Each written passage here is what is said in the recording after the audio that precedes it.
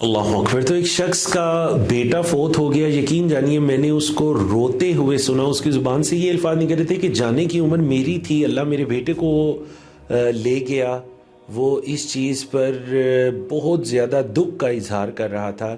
یہ آیت کریمہ میں نے اس کے سامنے تلاوت کی کہ دیکھیں، اگر آپ اپنے جو بھی انسان کے ساتھ معاملات درپیش آتے ہیں، اگر ہم قرآن و سنہ کے ذریعے سے ان کا حل دیکھیں یا اپنے آپ کو قرآن مجید کے ذریعے تسلی دے، تو اللہ نے تو خود فرمایا وَلَنَبْلُوَنَّكُمْ بِشَيْءٍ مِّنَ الْخَوْفِ وَالْجُوعِ وَنَقْصٍ مِّنَ الْأَمْوَالِ وَالْأَنفُسِ وَالثَّمَرَاتِ، 5 چیزیں ہم ضرور تمہیں آزمائیں گے۔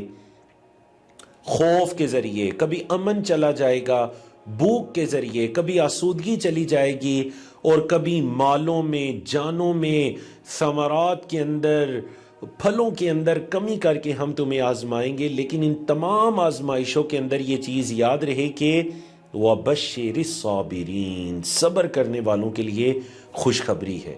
یعنی اللہ کے نیک بندے تو اس خوشخبری کی تڑپ میں صبر کیا کرتے ہیں کہ ہمارے رب نے ہمارے لیے خوشخبری رکھی ہے۔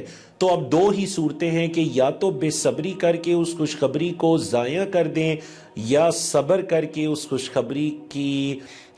خوشخبری کو پہنچ جائیں، اس کے مستحق بن جائیں۔